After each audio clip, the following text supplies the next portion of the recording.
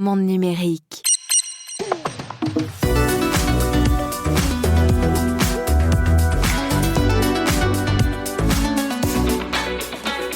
Tandis que les États-Unis débrident l'intelligence artificielle, l'Europe au contraire resserre les boulons. Donald Trump détricote tout ce que son prédécesseur avait mis en place pour encadrer l'IA. Et pendant ce temps, sur le vieux continent, le règlement AI Act va bientôt entrer en vigueur. Mais attention, l'accouchement se fait dans la douleur. On vous explique tout dans cette émission.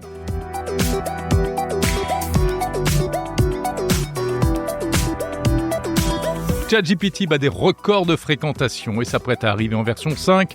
Un ChatGPT toujours plus intelligent avec le nouvel agent IA. Je l'ai testé, je vous raconte tout ça dans le débrief transatlantique avec Bruno Guglielminetti.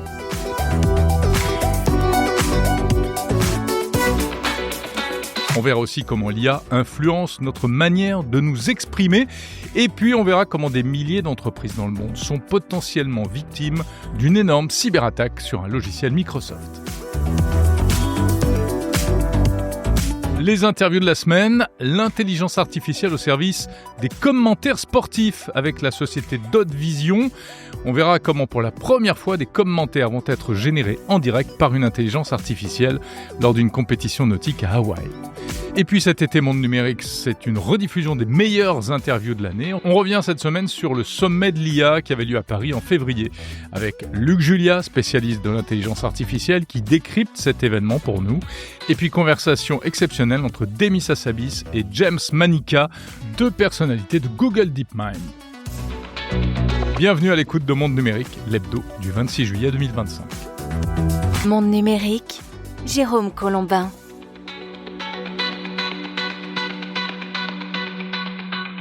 Monde numérique est toujours en vacances, enfin presque, pas tout à fait, vous le constatez puisqu'on est là. Bruno Guglielminetti également est là, après un petit break la semaine dernière.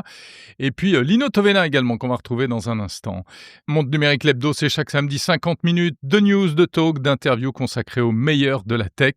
Merci pour votre fidélité, merci pour vos messages, merci d'avance pour vos petites étoiles, 5 étoiles sur Apple Podcast. Et puis au mois d'août, on passera en configuration allégée, mais surtout continuez à écouter Monde Numérique, c'est idéal à déguster où que vous soyez, sur la plage, à la montagne ou au bureau, parce que ça arrive aussi, même l'été et même au meilleur.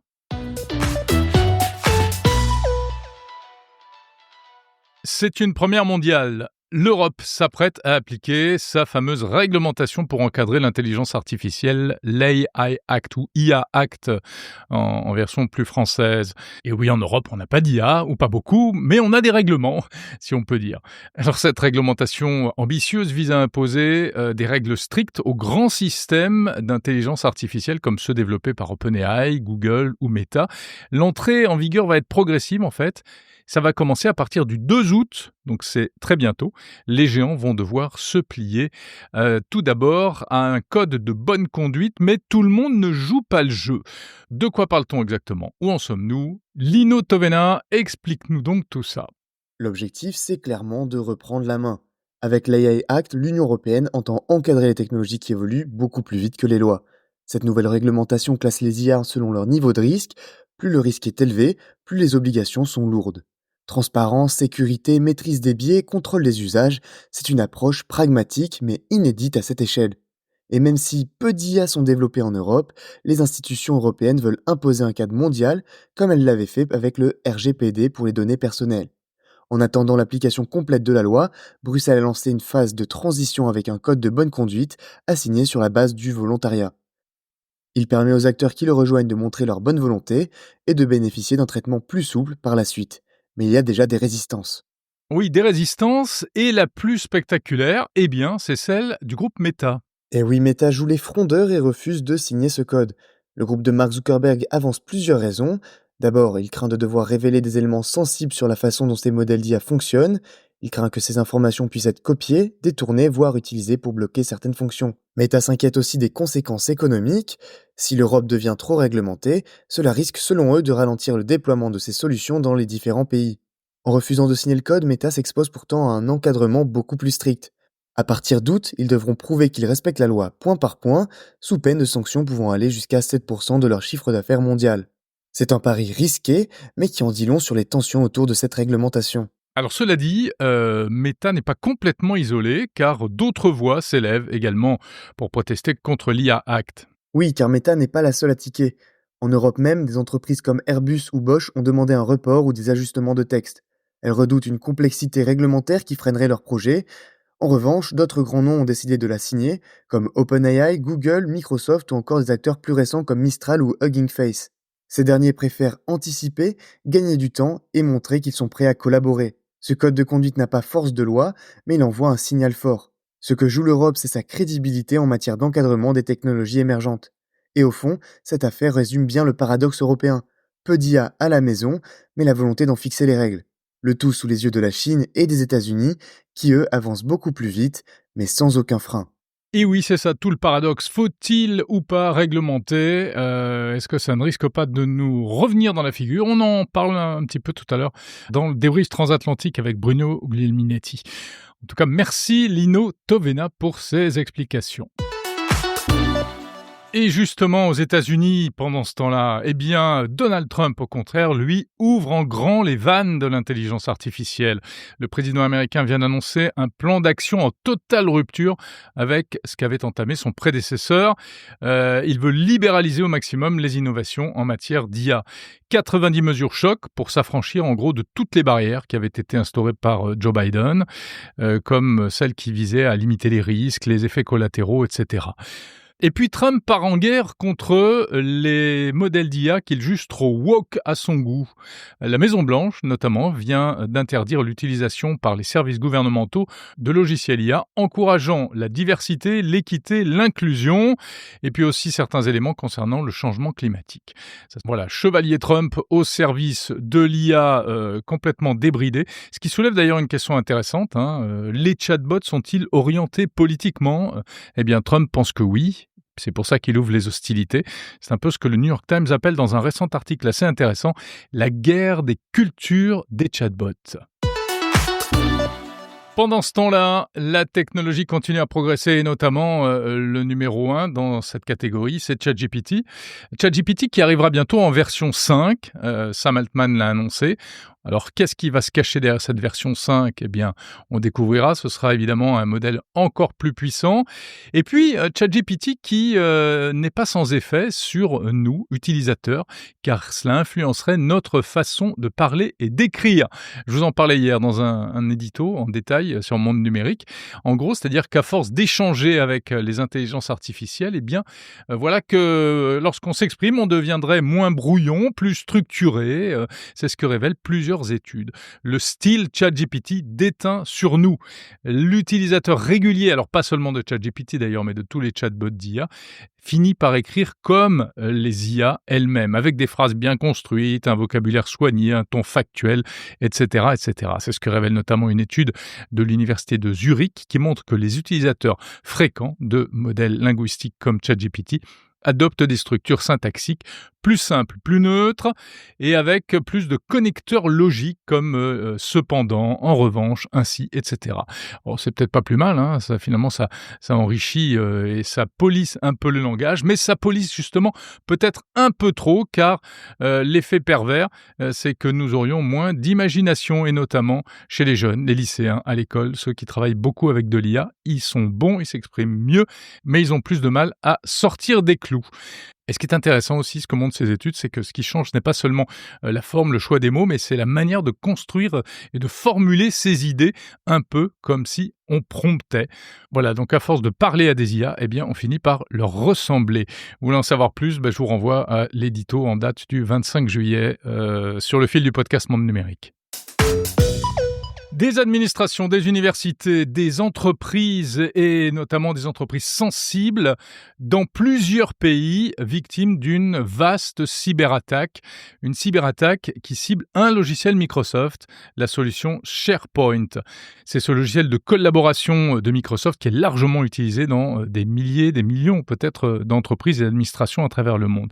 Les effets ont commencé à se faire sentir à partir de la mi-juillet, mais à l'origine de cela, eh bien, il y a une faille critique téléphonique qui a été détecté il y a déjà un certain temps et qui aurait été exploité par des hackers liés à la Chine selon les autorités américaines. La particularité de SharePoint et de cette faille, c'est que ça ne se situe pas dans le cloud, mais ça se situe directement sur les terminaux des utilisateurs. Et le plus inquiétant, c'est qu'une partie de ces attaques ne se limite pas juste à faire de l'espionnage, mais un groupe notamment de hackers l'aurait utilisé pour déployer des rançongiciels, pour bloquer les données des organisations et demander des rançons. Au total, plus de 400 organisations déjà compromises, et notamment des agences gouvernementales américaines.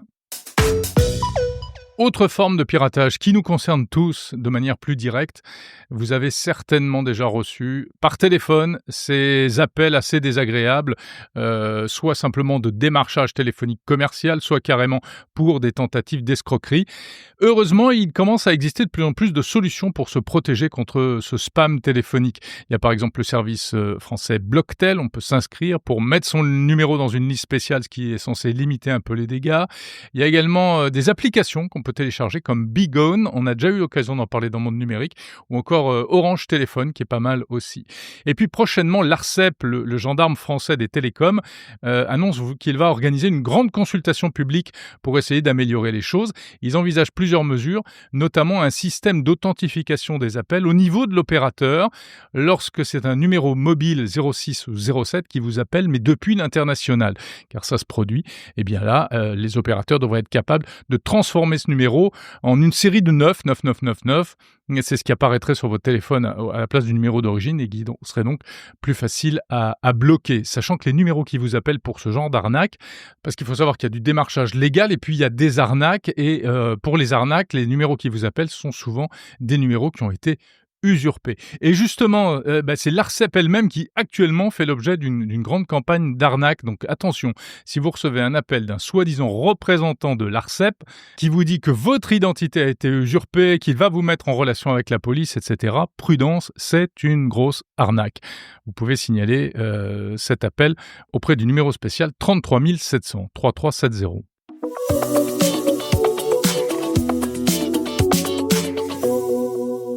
Avant de passer à la suite de Monde Numérique, un mot d'une technologie innovante qui permet de diffuser du contenu d'une manière complètement nouvelle sur Internet, en dehors du cadre d'un navigateur.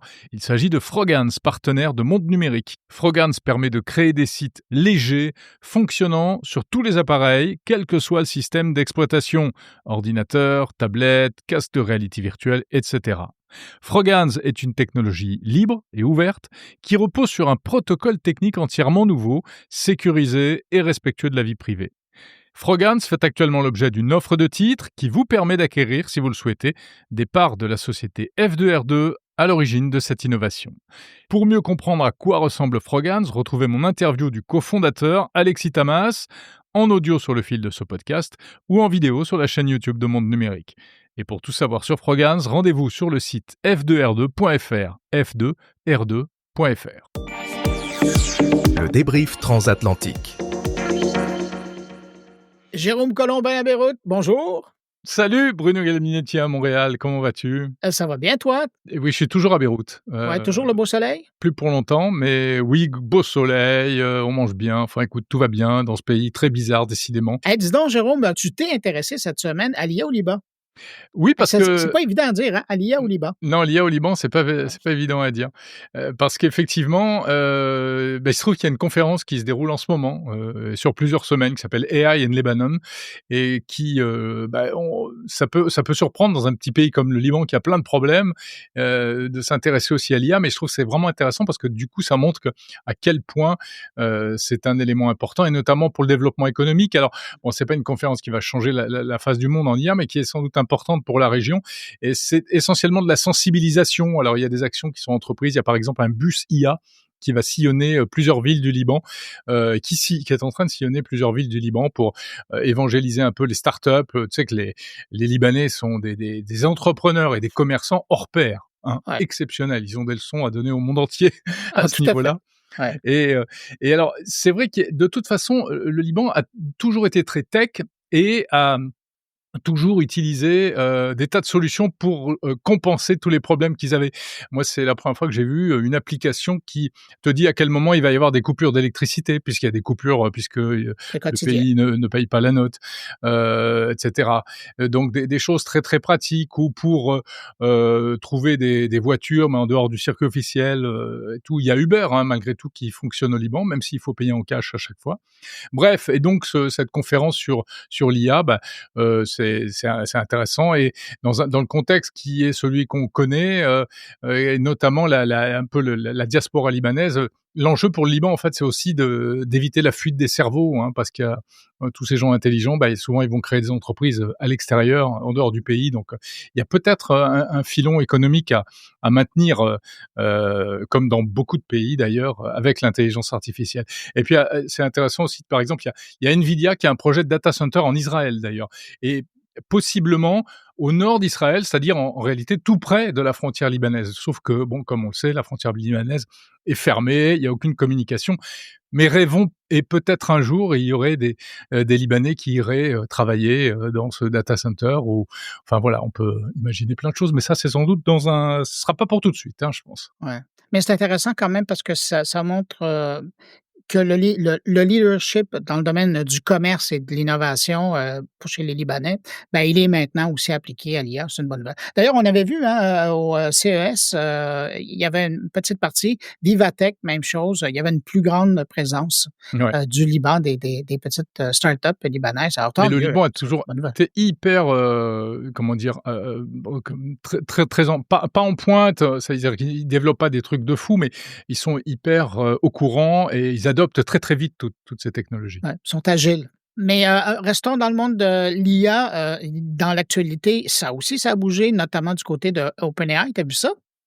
Bah oui, alors, ça y est, ils se frottent les mains chez OpenAI parce qu'on a encore battu des records, c'est ça? On a battu un record, enfin, le nombre de requêtes d'OpenAI ne cesse d'augmenter. Là, on est rendu à 2, selon les derniers chiffres que Sam Altman a communiqués, les ChatGPT a atteint 2,5 milliards de requêtes par jour. C'est dingue. C'est Ouais, énorme bah ouais. Bah et moi, je fais 0,5 milliard à moi tout seul. tu sais que l'IA, ça, on devrait l'utiliser avec modération, hein? Est-ce que je dois te le rappeler? Oui, je sais, je sais. Ouais, Mais bon, quelquefois, je renonce à faire certains prompts en me disant: «Non, non, je vais pas m'amuser à ça», et puis allons sur quelquefois, Google. Ouais. il y en a d'autres, parfois j'ai le prompt honteux. Tiens, j'ai fait un truc rigolo l'autre jour, j'ai envoyé une photo de moi, je lui ai dit: «Fais-moi des cheveux frisés», et le Qu'est-ce que ça a résultat, donné? c'est incroyable. Je te montrerai la photo. Le Est-ce que tu veux résultat est vraiment la faire incroyable. circuler? Ouais, Ouais, écoute, ouais. pourquoi pas? Tiens, je la mettrai peut-être sur les réseaux. Ouais, mais parlant des tests que tu as faits, toi, tu as maintenant accès à, le fameux IA agent de ChatGPT. Oui, au moment où on se parle, j'ai vu ça ce matin en allumant mon ordinateur. J'avais un pop-up, «Tiens, l'AI Agent est disponible, est-ce que vous voulez l'essayer?» Alors évidemment, j'ai sauté dessus, et c'est assez impressionnant. Je sais pas si tu as eu l'occasion de l'essayer ou J'ai pas? vu des démos, mais moi, au niveau du partage, parce qu'on y va de façon, parcimonie, pour, faire le déploiement et donc moi, il est pas encore arrivé, sur mon compte. Il est pas, Mais ça mais dis-moi, ça ressemble à quoi donc, ça ne de ton saurait côté? tarder. Ben, En fait, tu fais une requête, par exemple, j'ai fait une requête, là, tout récemment, je lui demande de me commander, de passer une commande sur Uber Eats et je lui ai précisé, donc la requête express, c'est, planifier un dîner libanais, pour 2 personnes demain soir à 20h avec Uber Eats. Je veux des plats végétariens, mais aussi de la viande, un dessert, et cetera. Il me dit: «D'accord, je vais planifier un repas libanais», et alors là, c'est marrant parce qu'il t'ouvre une fenêtre qui est en fait une émulation question d'ordinateur. navigateur à lui, ouais. C'est son navigateur à lui, dans lequel il va se connecter à mon compte Uber Eats. Alors, à un moment, il s'arrête, il me dit: «Bon, là, j'ai besoin de ton mot de passe». Donc je lui donne pas, c'est à moi de voir, et ensuite, il peut passer toute la commande. Je suis pas allé jusqu'au bout, je l'avoue. Donc je pourrais pas te dire exactement, il y a pas de raison, ça doit marcher puisqu'il le fait pour moi. Alors, cela dit, honnêtement, on peut s'interroger sur le bénéfice parce que, déjà, ça prend un peu de temps. L'ensemble prend plus de temps qu'une requête normale, parce qu'il faut le temps de se connecter. Mmh. Et puis, est-ce que vraiment ça va me faire gagner du temps de demander à ChatGPT si à chaque fois il me pose une question, en fait? Ouais, mais pendant ce temps ouais, mais c'est un peu comme travailler avec un assistant délégué. C'est-à-dire Oui. qu'au début, tu vas devoir, spécifier des choses, mais à un moment donné, il va apprendre de ce que tu veux et il va savoir à quel moment il doit te demander quelque chose. Mais juste en parallèle, Jérôme, la même requête, je me suis amusé à la faire et ce que ça me dit, moi, avec le ChatGPT normal, juste pour Mmh. comparer, Ouais. ça dit: «Ben, je peux pas accéder directement à Uber Eats, mais je peux t'aider à planifier un repas libanais, et Il va te guider». t'expliquer Oui. comment faire, bah, il va même te donner les recettes. Vas-y, Ouais, tu puis peux ils y m'ont aller. proposé 1 heure, ils m'ont proposé un nombre de convives, le menu libanais classique Voilà, la recette et du kebé, et cetera, exactement, puis les étapes pour commander chez Uber Eats. Mais tu vois, toi, avec ton agent ChatGPT, je peux y aller. tu es carrément en train de l'organiser là, pour de vrai Ouais. et de passer la commande. Absolument. Et dis-moi, Ouais. parmi les nombreux papiers que tu as produits encore cette semaine, car tu deviens une machine, à toi tout seul, j'ai vu que tu avais fait un papier sur les nouveaux petits amis d'Elon Musk, les personnages virtuels de Grok, c'est ça? Les Ouais. personnalités virtuelles de Grok? Ouais, ces avatars et j'avoue qui sont des dérivés essentiellement, qu'on crée des personnages ou des personnalités, avec la machine, la mécanique de Grok. Il y a déjà, le personnage féminin, qui a un nom, mais je l'ai oublié. Il y Donc a c'est des le personnages, c'est visuel, hein, c'est ça? oui, C'est c'est des ouais. images? Exactement. Mmh. Il y a le panda qui est un peu, particulier. Il y a un personnage masculin et là, cette semaine, Elon Musk a dévoilé qu'il est en train de créer, ben, pas lui, mais son équipe, Baby Grok et donc Baby Grok. le prochain marché qu'il veut, atteindre ou séduire, c'est, le marché des enfants. Je suis pas vraiment, épaté ou époustouflé par cette démarche-là. J'ai l'impression que c'est comme quelque chose un fait divers à côté, une utilisation qu'on peut faire. Mais tu sais, des personnages virtuels avec qui on peut s'entretenir, ça existe depuis longtemps. Oui. Mais là où ça pose des questions et peut-être même une crainte chez moi, c'est de le voir arriver en disant, «Moi, je vais m'occuper de vos enfants». Est-ce qu'il y a vraiment quelqu'un qui nous écoute, qui a des enfants et qui voudrait, permettre à Elon Musk de s'occuper Heu, de la réflexion de vos enfants, d'informer vos enfants, d'éduquer vos enfants, de lui enseigner. Ouais. Écoute, J'avoue que ça soulève des questions. je comprends ton point de vue, voire ton interrogation, voire ton ton un peu sarcastique, mais moi je dis: «Attention, on peut être surpris». On peut être surpris, on en a déjà De sa part, oui, ça oui, c'est certain. ça c'est sûr. Non, mais attends, Grok nous a déjà surpris. Oui, Grok, on s'attendait à ce que ce soit une espèce d'émanation, je sais pas quoi, néo-nazie, sans bornes, sans foi ni loi. En fait, on s'aperçoit que c'est quand même un très bon agent, jusqu'à maintenant. jusqu'à maintenant, Oui. malgré ses dérapages. Il y a eu des dérapages, moi j'en ai parlé Oui, de mon oui, côté, toi mais aussi. ils ont tous à un moment donné, Toutes les IA ouais, ont ouais, dérapé et on peut pas juger là-dessus. Même si ça reste du coup un risque, ouais. potentiel et d'autant plus grave si ce sont des enfants. Donc je dis pas, je suis comme toi, aujourd'hui je dirais pas à des enfants: «Allez-y, tranquillou, allez vous amuser avec Grok». Mais franchement, reviens dans quelque temps et je me dis qu'on pourrait peut-être avoir des surprises. Ouais.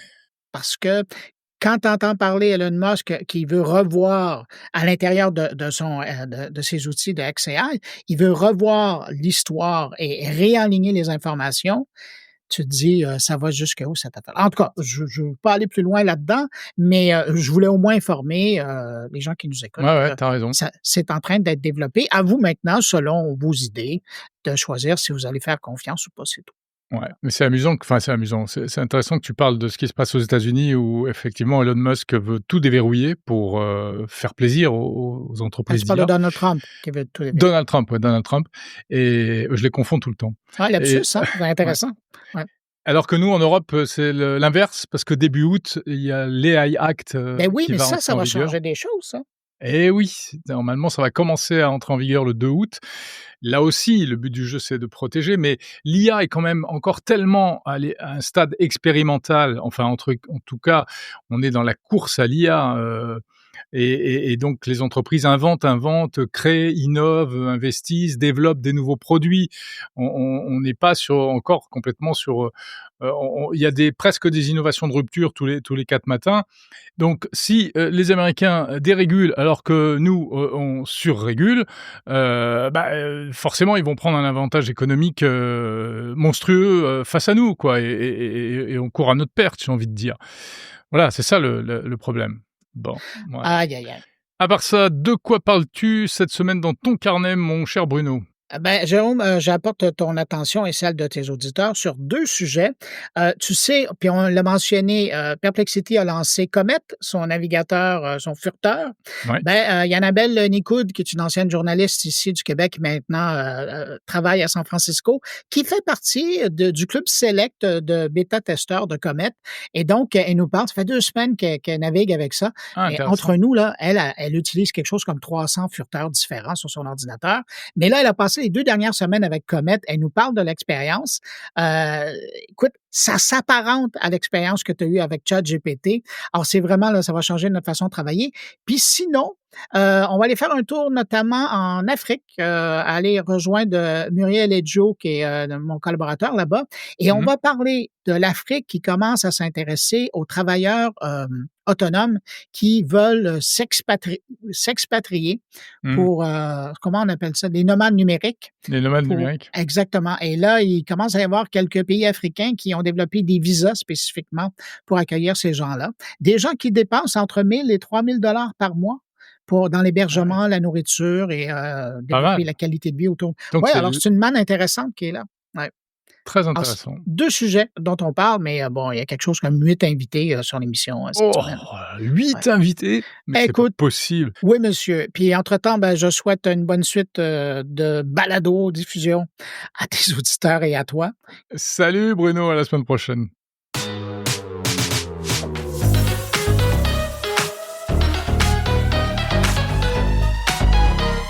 Monde numérique, le meilleur de la tech.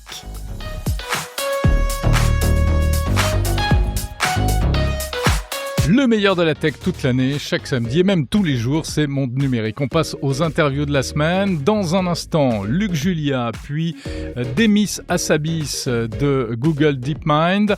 Mais avant cela, on s'intéresse à une initiative originale, des commentaires en temps réel pour des manifestations sportives grâce à l'intelligence artificielle. Bonjour Théo Charmont. Bonjour.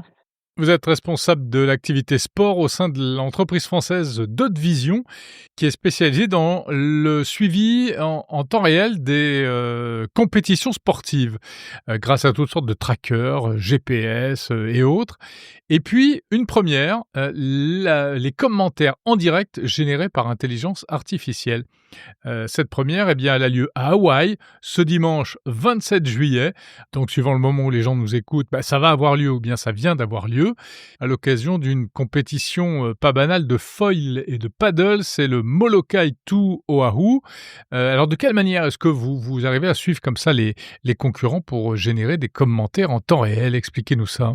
Exactement, cette manne d'informations qu'on récupère de nos, trackers, on en fait déjà plein de choses. On est capable de faire du temps intermédiaire, on est capable de faire des alertes, de contextualiser si quelqu'un s'arrête, si quelqu'un sort de la trace théorique, par exemple en trail, on est capable de remonter des alertes et à partir de ces données-là, on vient de réorganiser un peu notre fonctionnement et nos data pour, fournir ça, à un LLM pour faire du commentaire de course en automatique. Mais c'est quel type de commentaire?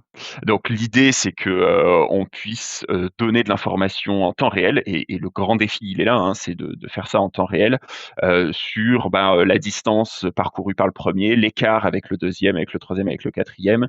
Quelles sont, les vitesses, instantanées, les vitesses moyennes et les vitesses maximales, pour un participant en particulier. Et puis après, tout le jeu du commentaire, c'est d'aller chercher un peu les faits de course, et d'aller, détecter parmi, toutes les datas, un participant qui, potentiellement, remonte un peu, tout le peloton et retrouve une seconde jeunesse ou à l'inverse un participant qui était bien placé et qui s'effondre un petit peu, et donc d'aller, détecter parmi, tout le peloton, le participant qui ralentit un peu sa cadence, qu'il avait jusque-là, quoi. Ouais. Alors, j'imagine que vous avez dû tester un peu le système avant de le mettre en œuvre. Est-ce que, une IA détecte, les mêmes éléments que ce que détecterait un commentateur humain? Alors effectivement, c'est un peu différent, c'est très théorique quand même. Il se base sur de la valeur. Donc des fois, au tout début, avant qu'on mette un peu des jauges, il arrivait à dire: «Ah, il a perdu 10 mètres». Bon OK, mais 10 mètres, c'est encore, très acceptable sur, Ouais. la distance de la course. Et puis, bah, plus ça va et plus on affine et la pertinence des commentaires. Et donc là, effectivement, ce sur quoi on se focalise en ce moment, c'est un peu les stratégies de course, parce que, donner un peu, les 3 leaders, et donner, voilà, des écarts ou, si on fait un input sur un participant en particulier, le localiser dans le peloton, l'écart avec le premier, même s'il fait pas partie du trio de tête, c'est OK. Mais ce sur quoi maintenant on se focalise, c'est un peu les faits de course, de savoir un peu, voilà, qui, augmente un peu son allure moyenne, qui ralentit son allure moyenne. Est-ce que quelqu'un d'un coup s'arrête, et donc potentiellement, bah, voilà, en paddle, outre l'aspect sécurité, c'est qu'il y a un fait de course qui là, dimanche dernier, il y en a un qui a cassé sa planche, par exemple. Ah Bon, ouais. bah, voilà, il faut arriver à voir pourquoi lui, d'un coup, n'a pas une allure à 0-0, mais parce qu'il continue de dériver, avec le courant et les vagues, mais par contre, il est plus dans son allure, normale, quoi. Théo Charmont, là, on parle de commentaires écrits. Est-ce que vous envisagez éventuellement de proposer un jour des commentaires oraux, vocaux? C'est toute l'ambition. L'idée, c'est que une fois qu'on a, la data, de la fournir à un LLM pour faire un texte ou de la fournir à autre chose pour faire effectivement un avatar et de faire, du vocal et puis, à destination, encore une fois, peut-être de la web TV et d'avoir un commentaire visuel. Derrière ça, c'est complètement envisageable. On va dire que là, on est sur notre première grande étape. On sort ça, quand même, au grand public. Et puis, ben, maintenant, à partir de là, on va chercher, et on va essayer de discuter avec, tous les grands acteurs, périphériques aux organisations, donc typiquement, les les captations en direct, d'épreuves pour, fournir ces informations-là. Ça veut dire qu'un jour, les commentateurs sportifs seront remplacés par les IA? Pas forcément, parce que, le commentateur sportif a une connaissance de l'athlète, une connaissance, j'allais dire intime, affective. C'est un peu ça qu'on vient chercher dans les commentaires, sur un Tour de France, par exemple. Ils ont les anecdotes et ils ont toutes ces informations-là, et ils viennent chercher de la statistique et ils font ce travail de recherche de statistiques. Ce sera peut-être plus au départ, en tout cas, un module, qui viendra, apporter et fournir de l'information qu'un commentateur humain ne peut pas voir ou en tout cas ne peut pas voir en temps réel parce que ça demande, une analyse de toutes les datas pour sortir ça. Et dans le même temps, sur, plein de petites épreuves, qui ont pas la chance d'avoir des speakers et des commentateurs en temps réel et ben sur toutes ces petites épreuves, le commentaire en automatique a de l'avenir parce Eh que oui. ça permet d'animer potentiellement une web TV un peu automatisée ou en tout cas, peut-être même une ligne d'arrivée. Et en tout cas, c'est des applications qui sont complètement, imaginables, ouais. En entraînant et en testant votre système, vous n'avez pas eu des surprises un peu? Parce qu'on sait que les IA hallucinent. Est-ce que parfois, elles n'inventent pas des choses? Alors elles ont pas inventé là dans nos situations. Par contre, elles ont fait un peu des hyperboles et elles sont allées, donner des choses complètement, hallucinantes, sur les courses de type, C'est-à-dire? on était à 3 du début de la course, de la trace totale et ça y est, elle était déjà en train de commenter l'arrivée et de dire que on était bientôt fini et que le final allait être, haletant. Avec, toujours plus des mots, voilà, Ouais, les toujours plus superlatifs. incroyables, des superlatifs dans tous les sens. Bon, il y a de ça, mais ça, voilà, c'est aussi le fait de l'entraîner. Nous, de notre côté, de préciser un peu les choses, de dire: «Attention, elle fait 30 miles, cette course, donc ça sert à rien de parler du finish, au bout de 2 miles». Ouais. Voilà, donc forcément, on a rencontré ce genre de choses, des redites, ou des participants qu'elles ont, zappés. Heu, sur notre tout premier test, on avait mais ça c'est, encore une fois, hein, c'est l'apprentissage. Sur notre tout premier test, les premières balises enfin les premiers participants à couper la ligne d'arrivée, c'était, les balises des bouées d'arrivée. C'était les premières à avoir coupé la ligne. Bon voilà, Ah c'est bon? plein d'écueils, comme ça à nettoyer et c'est de l'apprentissage qu'on a, que bon, l'IA a de son côté, et puis l'apprentissage, nous aussi, qu'on a de Ouais, vous devez travailler avec ça. le fine-tuner, en fait. Complètement, c'est tout l'objet du travail de ces derniers mois. Théo Charmont, dernière question pour les gens qui nous écoutent avant, enfin ou à temps, avant l'épreuve du 27 juillet, à Hawaï, où est-ce qu'on peut la suivre finalement, en direct? Alors sur le site de la Molokai, la plateforme sera retransmise. C'est la Molokai to OAU World Championships, et puis sinon sur le site Molokai de avec un Dot Vision. K et Oui, tout, c'est le chiffre 2. exactement. Ça se trouve. Et puis Et sinon, c'est sur le site de Dot Vision, donc c'est mymotion.dotvision.com, mymotion.dotvision.com, et donc vous avez toutes nos épreuves passées, toutes nos épreuves à venir, et puis en direct, vous aurez les quelques sessions qu'on a ce week-end, dont la Molokai qui a 2 épreuves, et la classique se déroulera donc dimanche avec un départ pour nous aux alentours de 19h, avec 2 départs en réalité, mais c'est 19h et 19h05. merci Théo Charmont, responsable des activités sport chez, Dot Vision, et rendez-vous la semaine prochaine pour la version intégrale de cette interview sur Monde Numérique.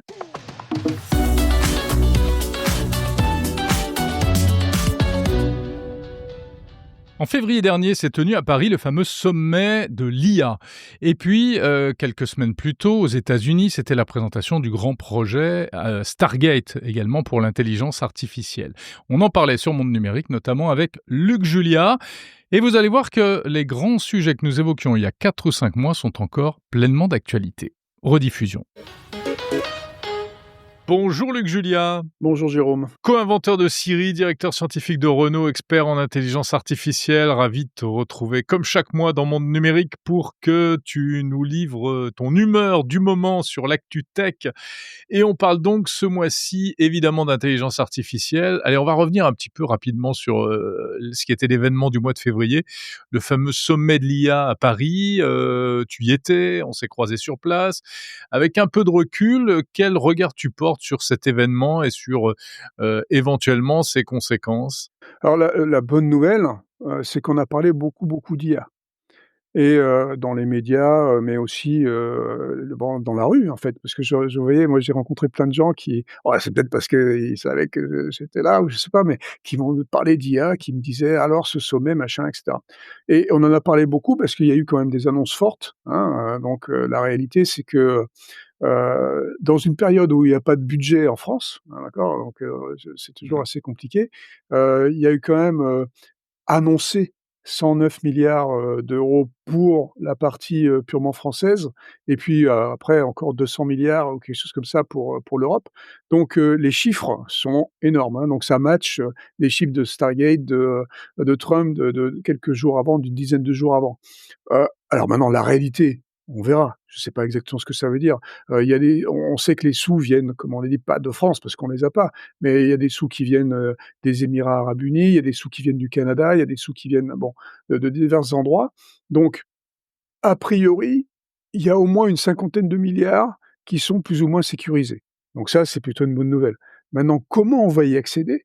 C'est ça, qui est peut-être pas très, très clair encore. Est-ce que ça va être une structure de type France 2030 où il y a un guichet, où il faut aller faire les demandes? Je sais pas. Il y a ces trucs-là sont fléchés en gros apparemment sur 3 endroits. Donc, des data centers, d'accord? Pour pouvoir, avoir plus de data centers parce que ça nous manque un peu, et pour, avoir des trucs qui sont un peu souverains, on va dire. Des chips, alors là, ça va être certainement beaucoup plus long, mais essayer d'avoir une certaine indépendance sur les chips, les puces, d'accord? On a un Les problème, puces. ça fait Mmh. longtemps qu'on a arrêté, notre compagnie européenne, STMicroelectronics, ont décidé il y a une dizaine d'années maintenant de plus faire des gros chips et de faire que des petits chips, et évidemment ce truc-là, ça marche pas pour l'IA, d'accord? Donc est-ce qu'on est capable de refaire une industrie de chips? Très, très similaire à ce que les Chinois ont fait quand les US leur ont interdit l'accès à leurs chips. On peut toujours y aller, Mmh. par des voies détournées, mais voilà, donc ça, c'est le deuxième truc. Alors ça risque d'être un peu long, Et le troisième truc, c'est d'aider, l'innovation en général autour de l'IA.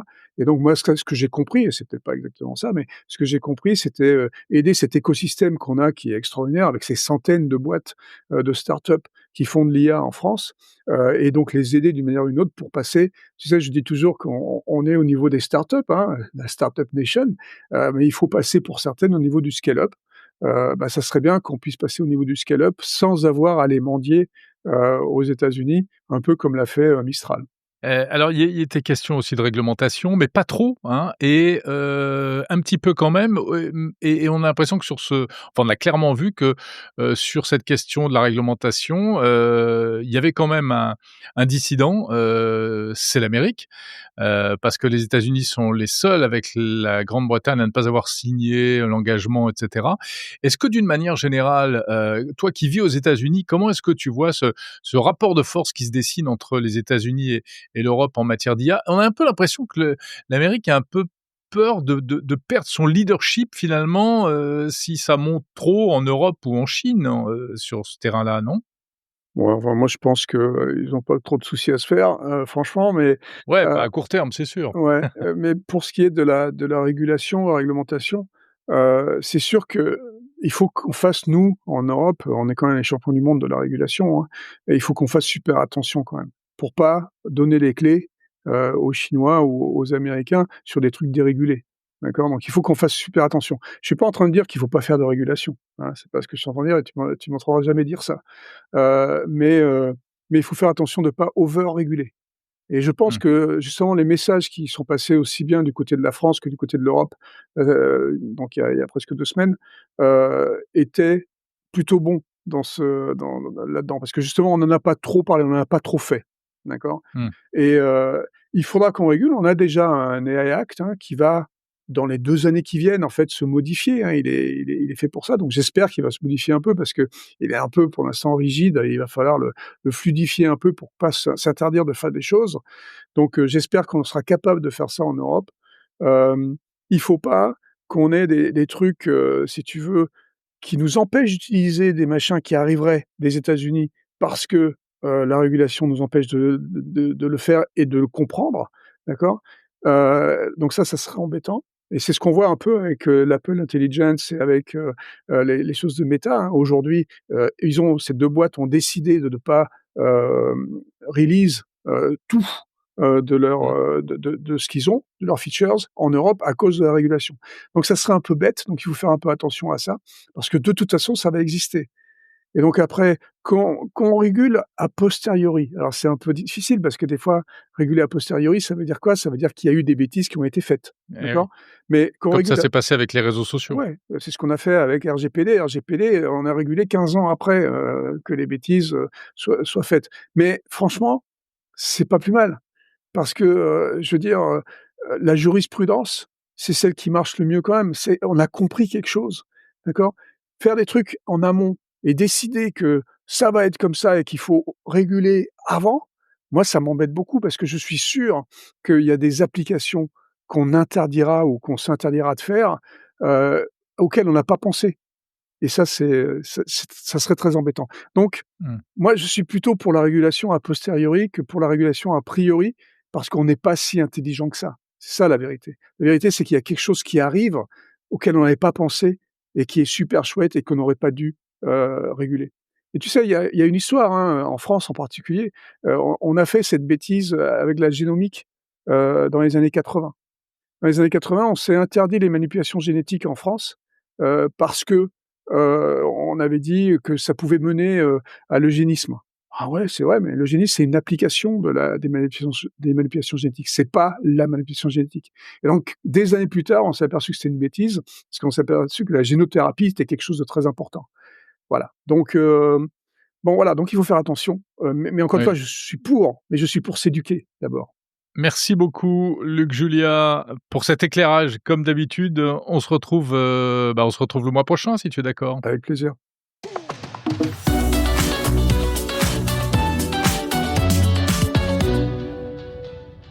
Les bénéfices et les risques de l'intelligence artificielle.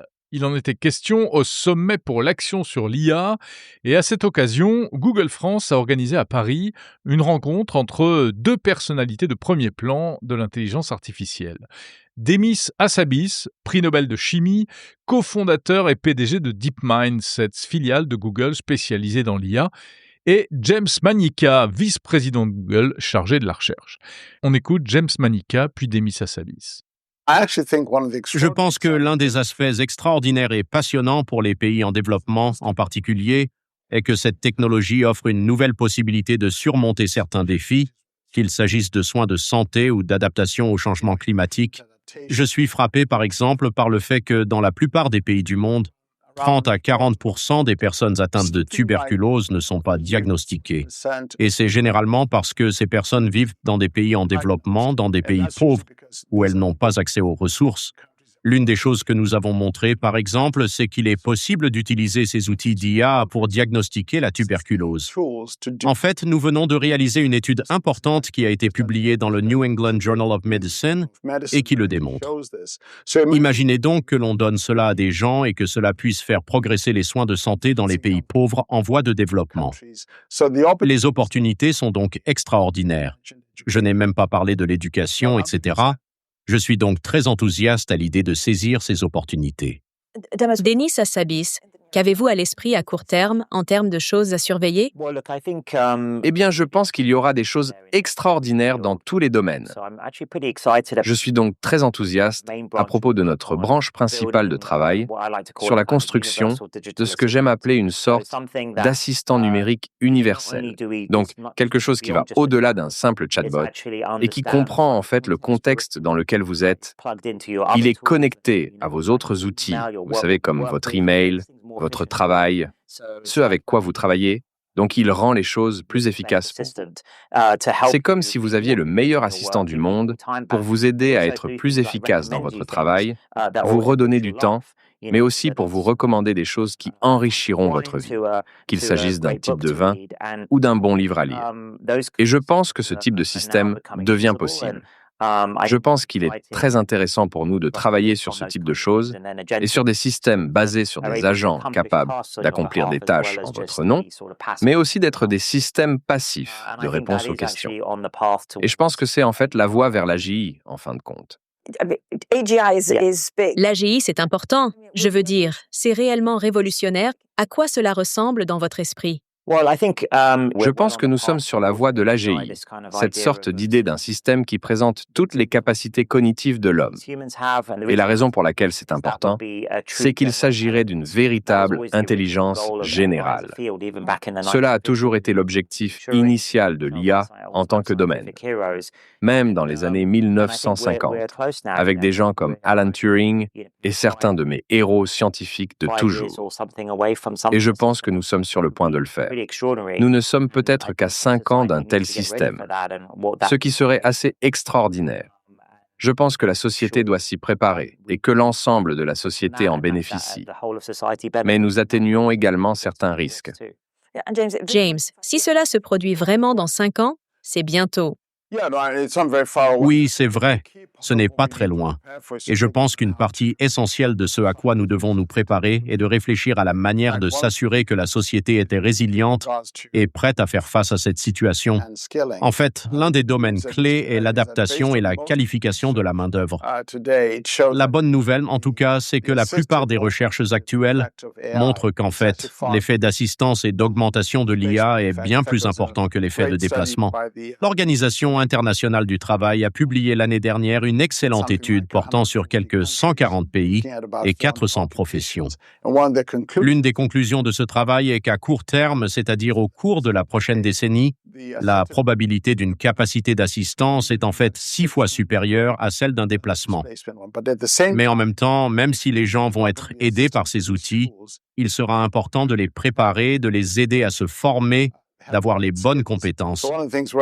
L'une des choses dont nous sommes très fiers, c'est que Google, au cours des dernières années, a consacré beaucoup de temps à ce programme que nous appelons Growing with Google, grandir avec Google. Et je pense que jusqu'à présent, nous avons donné des compétences numériques ou des compétences de ce type à environ 100 millions de personnes au cours des dernières années. Denis, je sais que vous vous qualifiez d'optimiste prudent. Est-ce que c'est 50-50 ou bien êtes-vous plus prudent qu'optimiste? Eh bien, écoutez, je suis fondamentalement un techno-optimiste.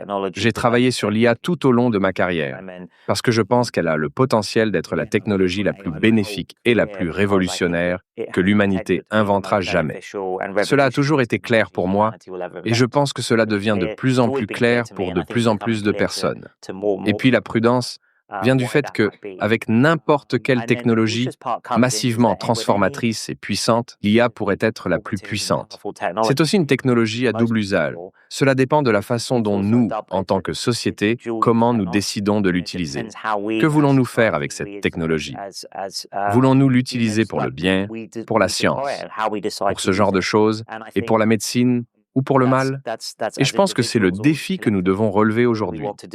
Je pense que l'autre problème est que la technologie elle-même, à mesure que nous nous rapprochons de l'AGI et de systèmes plus génétiques, comporte certains risques inhérents. Je m'inquiète donc de deux risques. Le premier est que des acteurs malveillants réaffectent des technologies d'usage général à des fins néfastes. La question est donc de savoir comment restreindre l'accès à ces technologies, ou empêcher les mauvais acteurs d'agir de la sorte, qu'il s'agisse d'individus ou de nations voyous, mais tout en permettant et en facilitant l'accès aux bons cas d'utilisation.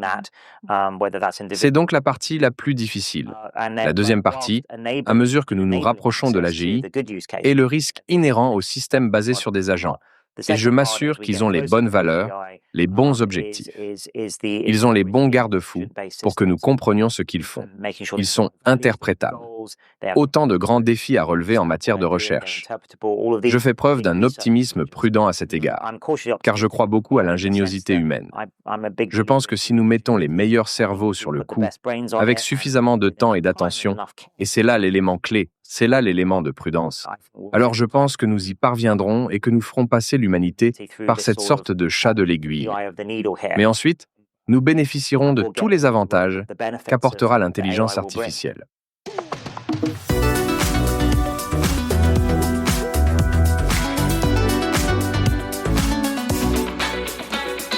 C'est la fin de cet épisode de l'Hebdo spécial été 2025. Merci de l'avoir écouté jusqu'au bout. Merci de votre fidélité. Je le redis, n'hésitez pas à m'envoyer un commentaire et puis surtout à noter ce podcast sur votre plateforme d'écoute. Réagissez également sur mondenumérique.info ou sur les réseaux sociaux. On se retrouve samedi prochain. Alors là, on sera complètement en configuration été. Ce sera le mois d'août. Je vous souhaite de très bonnes vacances si vous êtes en vacances. Sinon, très bon courage pour le boulot. Il n'y a que ça de vrai dans la vie, le boulot. Allez, passez une bonne semaine pleine de tech. Salut!